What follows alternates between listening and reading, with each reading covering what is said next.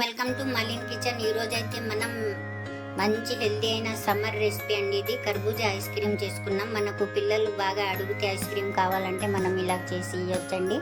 మనం ఇందులో చాక్లెట్ కూడా వేసుకున్నాం. చూడండి ఎంత బాగుందో. ఇలాగ డైలీ మనం చేసి పిల్లలకి ఇస్తే, ఇంట్లోనే చేసి హెల్తీ ఐస్ క్రీమ్ ఇస్తే చాలా హెల్తీగా ఉంటారండి.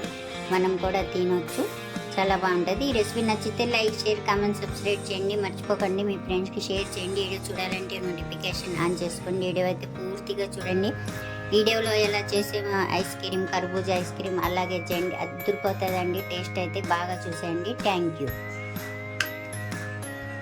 మనం 2 స్పూన్ల కస్టర్డ్ తీసుకోవాలండి.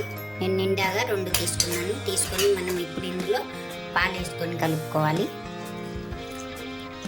ఉండలు లేకుండా మనం బాగా కలిపేసుకోవాలి. ఇలా బాగా కలుపుకొని మనం పక్కన పెట్టుకోవాలి. ఇప్పుడు మనం ఒక కర్బూజాకాయ తీసుకోవాలండి. తీసుకొని బాగా శుభ్రంగా కడగాలండి. కడిగి మనం ఇప్పుడు కట్ చేస్తాం. ఇలాగైతే మనం కట్ చేసుకోవాలండి. కట్ చేసుకొని ఇది పక్కన పెట్టుకుందాం. ఇప్పుడు మనం లోపల గింజలన్నీ తీసేసుకుందాం. ఇలా లోపల గింజలన్నీ తీసుకోవాలండి. ఇవి అయితే మనం పడేయకూడదండి. మనం శుభ్రంగా కడిగి ఎండలో ఆరబెట్టుకొని ఇలా పొడిగా చేసుకుంటే చాలా బాగుంటాయండి. మనం కాలక్షేపానికి కూర్చుంటాం కదండి. ఇప్పుడు మనం లోపల గుజ్జంతా తీసేసుకుందామండి. కర్బూజాకాయ ఇలా కట్ చేసుకొని నెమ్మదిగా ఇలా కట్ చేసుకొని అంతా తీసేసుకోవాలి. ఇది తీసుకొని ఇది పక్కన పెట్టేసుకుందామండి. మనం ఇలా పెట్టేసుకొని ఇప్పుడు ఇంకో ప్రాసెస్ చూద్దాం. మనం పాలు పెట్టుకోవాలండి. ఒక 1/2 లీటర్ అయితే నేను పాలు పెట్టుకున్నాను. పెట్టిన తర్వాత బాగా కాగనియాలి. మనం ఇలా మరిగేటప్పుడు మనం ఇప్పుడు కస్టర్డ్ మనం కలిపి పెట్టుకున్నాం కదండి, ఈ మిశ్రమాన్ని మనం ఈ పాలలో వేసుకోవాలి.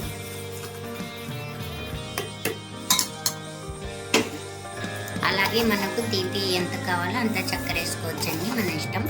కర్బూజా తీపిగానే ఉంది కదండి, నేనైతే 3 స్పూన్లు వేసుకున్నాను. ఇప్పుడు బాగా కలుపుకొని ఉడికించుకుందాం. చూడండి మనకి ఇలాగైతే కస్టర్డ్ బాగా ఉడికింది, చూసారా. ఇప్పుడు మనం స్టవ్ ఆఫ్ చేసుకుందాం.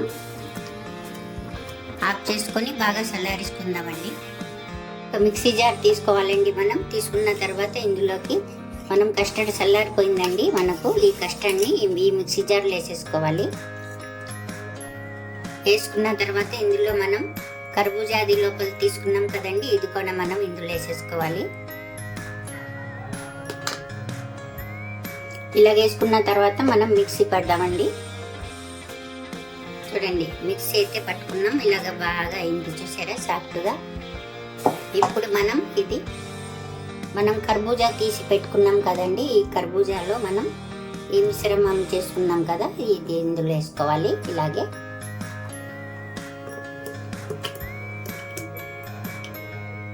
ఇలా వేసుకున్న తర్వాత నేనైతే బాదం ముక్కలు కట్ చేసుకొని వేసుకుంటున్నానండి.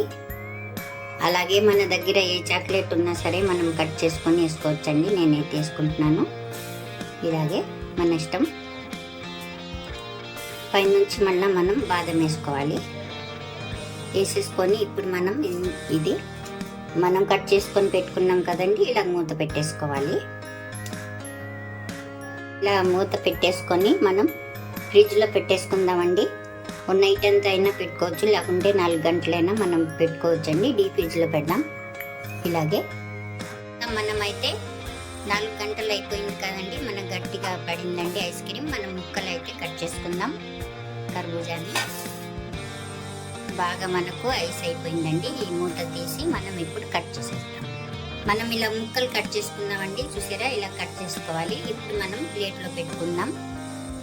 అండి ఎంతో సింపుల్గా అయిపోయే రెసిపీ రెడీ అయిపోయింది. ఐస్ క్రీమ్ అండి, కర్బూజా ఐస్ క్రీమ్ అయితే రెడీ అయిపోయింది. రెసిపీ నచ్చితే లైక్ చేయండి.